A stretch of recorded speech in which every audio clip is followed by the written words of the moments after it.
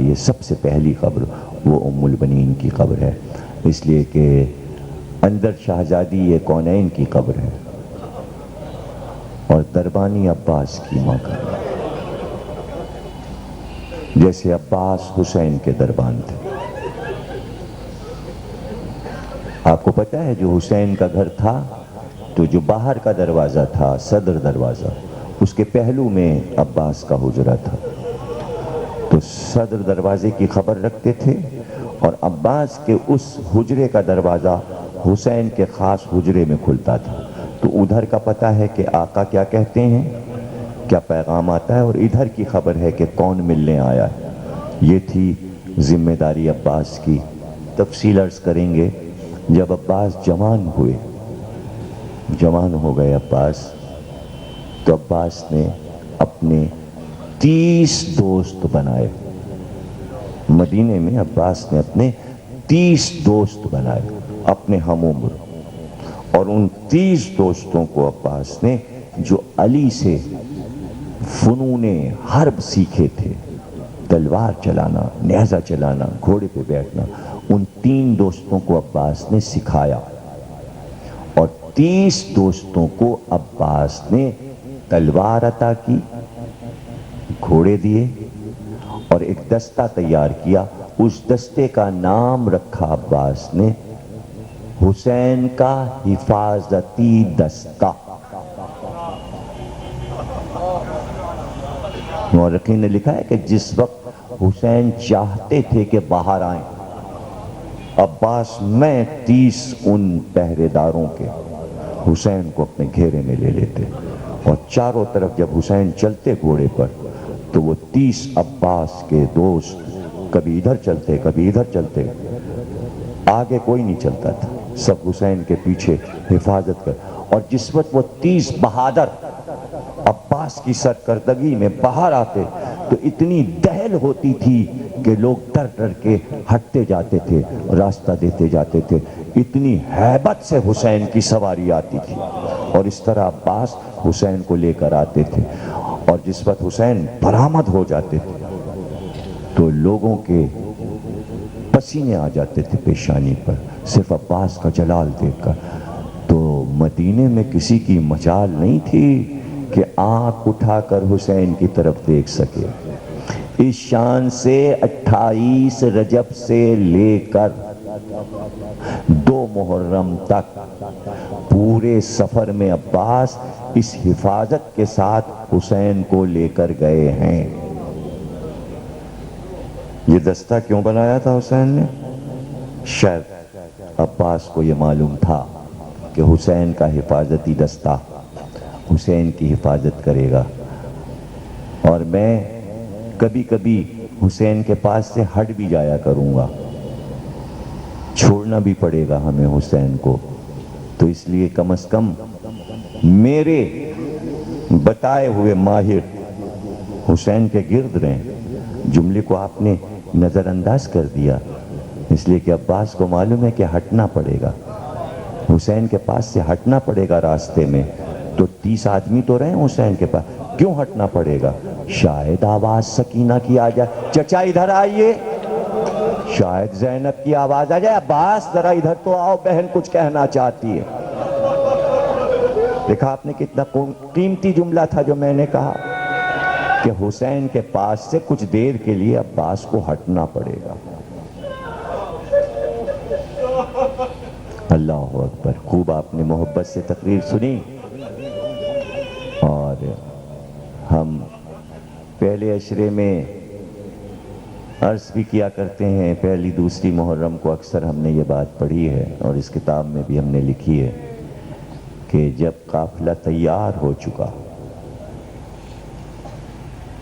28 رجب کو، اور بیبیاں سوار ہو چکی اور ناقے بڑھ چکے، اور عباس نے چاروں طرف دیکھا کہ سب سامان بھی بار ہو چکا، ناقے بھی بیبیوں کے آگے بڑھ چکے، سب سے آخر میں آخری نظر مکان پر عباس نے ڈالی، وہ بھرا مکان، جہاں چہل پہل تھی عباس کو ویران نظر آیا۔ آخری نظر ڈال کر سر جھکا کے چلے کہ اب مرتجس پہ سوار ہو جائیں اور قافلے کے ساتھ روانہ ہو جائیں کہ عصمت سرا کا پردہ ہٹا۔ کنیز باہر آئی، پکار کر کہا شہزادے عباس ماں بلا رہی ہے۔ ام البنین بلا رہی ہیں۔ بختم ہوئی تقریر دو چار جملے عرض کروں۔ ام البنین بلا رہی ہیں۔ گھوڑے پر سوار ہوتے ہوتے واپس ہو گئے۔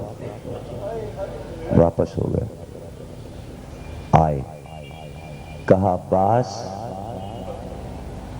ام البنین نے کہا عباس تینوں بھائیوں کو بھی لے کر ساتھ آؤ۔ عباس واپس آئے، آواز دی جعفر جلدی نہ کرو، ٹھہرو، عبداللہ ادھر آؤ، عمران ادھر آؤ، ماں بلا رہی۔ اب ذرا سوچئے، 4 برابر کے قامت کے جوان بیٹے،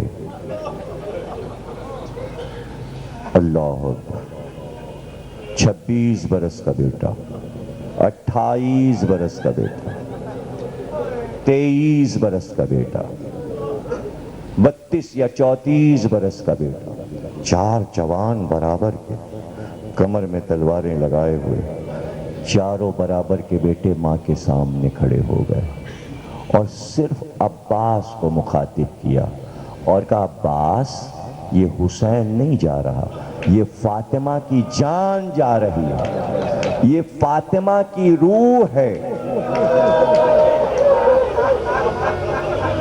اب اس سے زیادہ قیامت کا جملہ کیا ہو سکتا ہے عباس کے لیے؟ جو ماں نے آخری جملہ کہا، میں سمجھتا ہوں کہ مدینے کی زمین ہل گئی ہوگی ام البنین کے اس جملے پر، اور جملہ یہ کہا عباس حسین کو میں تجھ سے لوں گی۔ جملہ بھی پورا نہیں ہوا۔ ام البنین کہتی ہیں عباس حسین کو میں تجھ سے لوں گی، اور اس کے بعد کہا عباس اگر کچھ حسین کو ہو گیا تو ماں دودھ نہیں بخشے گی۔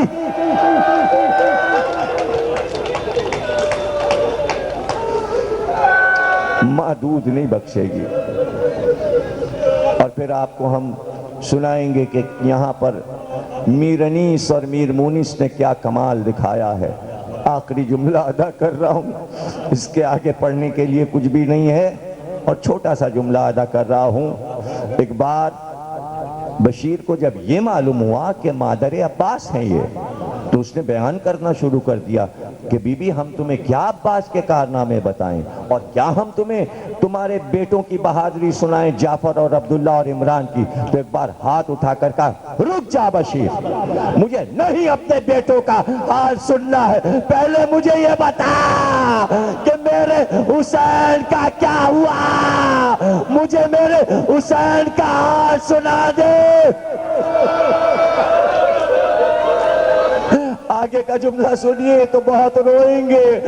کہا بشیر ابھی نہ عباس میرا بیٹا نہ میں اس کی ماں، جب تک مجھے یہ نہ پتا چل جائے کہ عباس نے وفا دکھائی کہ نہیں دکھائی۔ اللہ اکبر، مجھے حسین کا حال سنا، مجھے اپنے بیٹوں کا حال نہیں سننا ہے، مجھے اپنے بیٹوں کا حال نہیں سننا، ابھی وہ میرے بیٹے نہیں ہیں، پہلے مجھے بتا۔ بشیر نے کہا میں کیا بتاؤں بی بی، میں کیا بتاؤں؟ وہ بتا نہیں پایا، اس لیے کہ بشیر کے سامنے وہ خاتون تھی جو شجاعت ترین انسان کی ماں تھی۔ بشیر کی ہمت نہیں پڑ رہی تھی کہ وہ کیا خبر سنا دے۔ عجیب جملہ کہا، عجیب جملہ، یعنی بشیر بچنا چاہتا تھا کہ ان کو سب کچھ بتانا نہ پڑے۔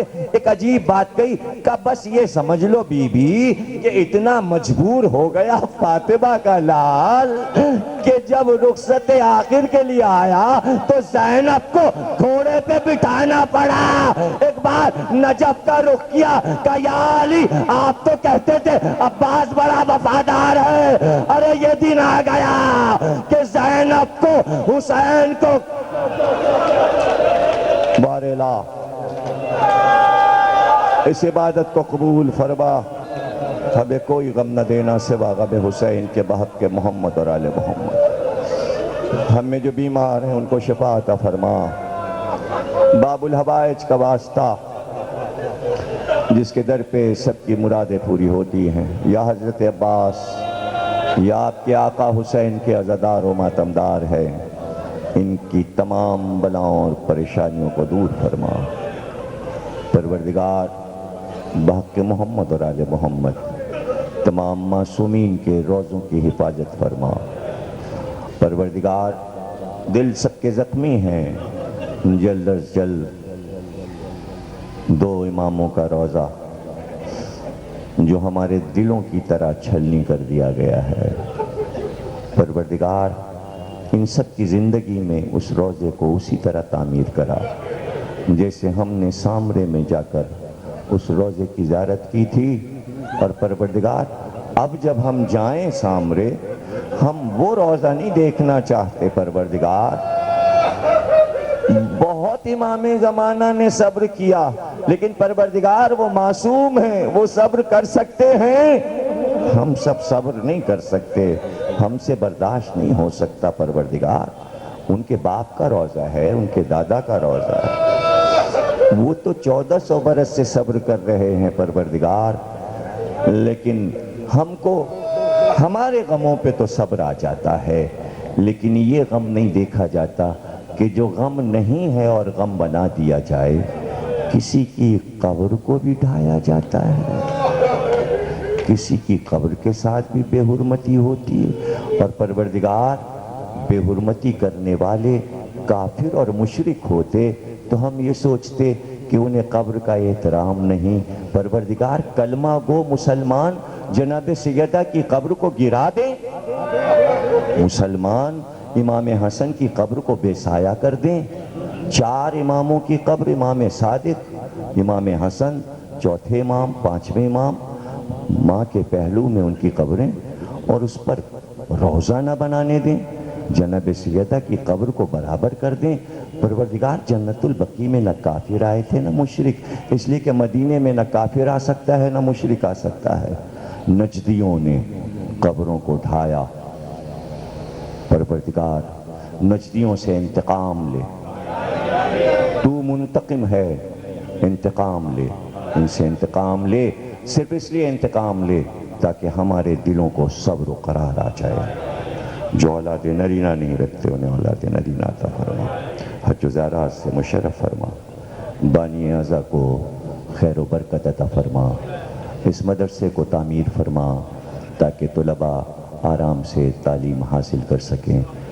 فردن فردن جتنے لوگ ہمارے سامنے ہیں ان کی جو دلی مرادیں ہیں صدقے میں حضرت عباس کے پروردگار دے۔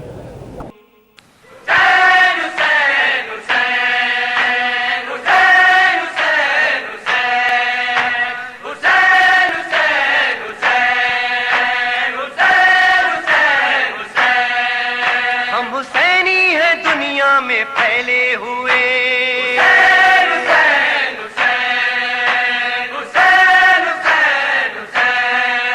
ہم حسینی ہیں دنیا میں پھیلے ہوئے۔ حسینی کیسٹ سینٹر کی سال رواں کی نادر اور نایاب پیشکش، ندیم سرور، عرفان حیدر عابدی، حسن صادق، ساجد حسین، فرحان علی، نقی ذکی، صفدر عباس، اسد آغا، ناصر زیدی اور رضی رضوی کے علاوہ پاکستان کے دیگر مشہور نواخواں اور ہندوستان کے معروف نواخواں حضرات کے پردرد اور پر اثر نوحوں کے کیسٹس ہم سے دستیاب کریں۔